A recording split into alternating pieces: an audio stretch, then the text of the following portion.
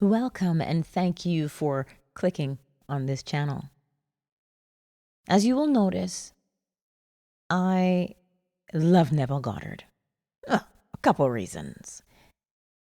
The very first time I heard his name, I said, sounds Bajan or Barbadian, because Goddard is a very popular last name in Barbados. And then I heard him speak, and I was like, oh my gosh, that's like my grandpa. He sounds the same way with his Barbadian dialect. And I was moved, to say the least. I was moved because it took me right back to being at home, sitting on my grandfather's lap, listening to his wisdom.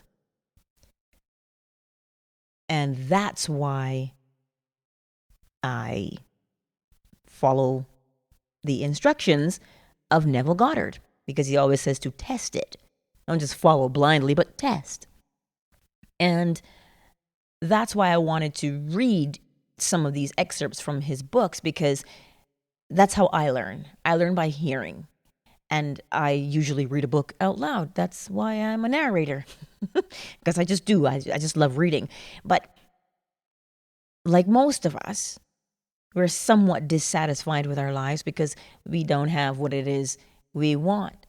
And that's why I wanted to share these excerpts with you, so that you can grow and learn with me and I with you.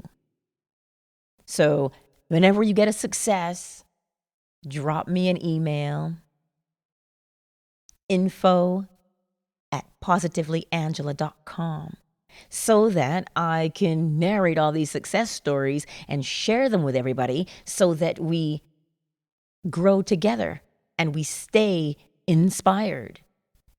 And with that, I will read you this short excerpt. And again, thank you for clicking on this channel to know why I love Neville Goddard. Unless man discovers that his consciousness is the cause of every expression of his life, he will continue seeking the cause of his confusion in the world of effects, and so shall die in his fruitless search. I am the vine, and ye are the branches. Consciousness is the vine, and that which you are conscious of being is as branches that you feed and keep alive. Just as a branch has no life except it be rooted in the vine, likewise things have no life except you be conscious of them. Just as a branch withers and dies if the sap of the vine ceases to flow towards it, so do things and qualities pass away if you take your attention from them, because your attention is the sap of life, which sustains the expression of your life.